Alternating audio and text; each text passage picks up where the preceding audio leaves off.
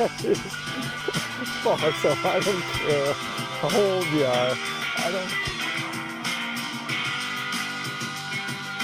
Nice fish.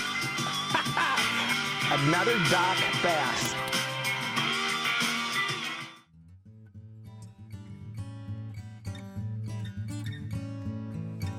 My passion rooted in fishing is really with youngsters in the outdoors.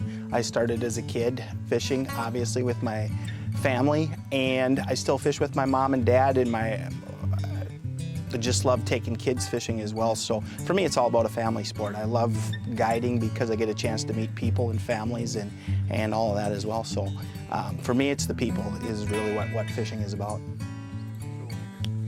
Well, my career, I was trained as a teacher and a coach, and so during the course of teaching physical education classes, I got into offering fishing as a curriculum in my classes.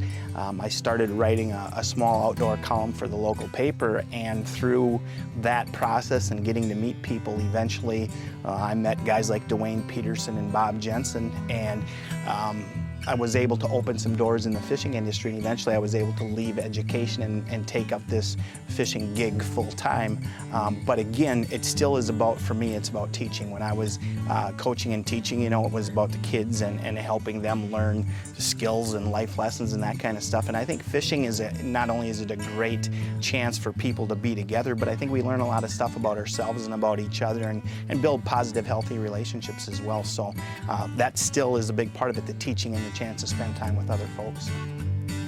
Well, for me, the actual time on the water, and really, I truly enjoy guiding, and back when I tournament fished, I loved that as well, and shooting TV shows is fun as well. But some of my favorite times in the water are times when I'm alone as well, because I get a chance to do a little self-examination, think about, you know, the different things that I'm involved in at that time. Where am I going with things? Not just with fishing, but where am I going as far as, am I being a good dad? Am I being good to my mom and dad and the people that are really close to me in my life? So the chance to sit and have some relaxation time in the boat and to do a little, you know, soul searching, I guess, while out on the water and still enjoying my passion. And then I think I come back from those trips, and they're not long trips, maybe 2 hours on the water by myself. I can spend 2 hours on the water by myself. It's like my batteries are recharged and let's get back after this. But that opportunity to be out and think about where you're at in life, and then the chances to be with other folks out on the water as well, because when I spend time with my mom and dad, you know, they're in the twilight of their fishing careers right now, so I cherish every moment I get a chance to spend with them in the boat as well. Just the fact that they brought me into this sport, and I love taking them out now as well. There's two things. Number one, the joy of a fish pulling back, and I don't care if it's a small sunfish, largemouth bass, walleye, northern pike, muskie.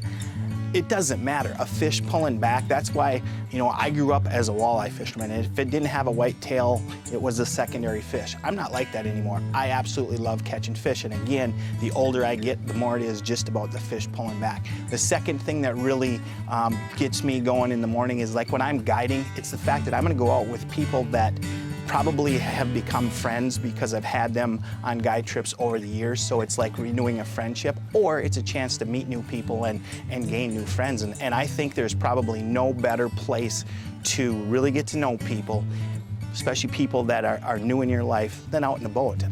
It's a captive audience for both people in it, and it's just that opportunity, the chance to feel something pull back and experience life with other people in the boat is huge for me. It's what drives me. The bite of the year that I look forward to the most is what's ever biting. But really, there's two things for me. I absolutely love fishing a jig in a minnow in the spring.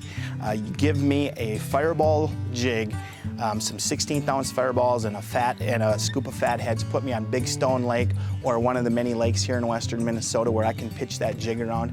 I absolutely love that.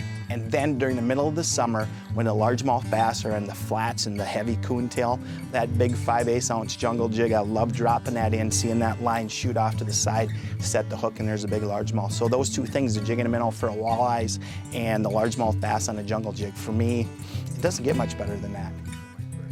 The two things that I'm really trying to get better at and expand into my arsenal is the use of plastics for walleyes. We catch a ton of largemouth bass, smallmouth bass on plastics throughout the open water season, and fishing plastics for walleyes on a jig, pitching it, you know, to weed lines or whatever it might be, and then also these various slow death style bites using plastics are things that I'm really trying to expand on, and I feel every time I fish with those techniques I'm learning things. The other one that really has piqued my interest as of late is the puppet minnow bite, the deep vertical swimming type lure, the ice fishing bait, if you will. We've started to have some good success fishing it vertically, and we've been slow. I've been slow getting onto that, but this summer I've gotten on some good bites with that, fishing it vertically. But now the other thing is to figure out the trolling bite, because I know guys cover some water snapping it, and the casting and retrieving bite as well. So that puppet minnow thing really has me intrigued as well. This hat, you know, I remember my very first start in the fishing industry per se was with Northland Tackle, and through a fishing acquaintance of mine, one of my mentors, his name is Gary Korsgaard, in the early 90s, wrote a letter of recommendation to Dwayne Peterson at Northland Tackle, and Dwayne invited me onto the Northland Pro staff. And I remember the day the envelope came and with the order blank, and I could fill out my first Pro staff order. And I still have one of the hats that came in that first order, and it's the old Northland fishing tackle. And you know, I get a kick out of it because today the flat brim is back in, but man, back in the day, this was the hat. That's how it all started for me with Northland Tackle.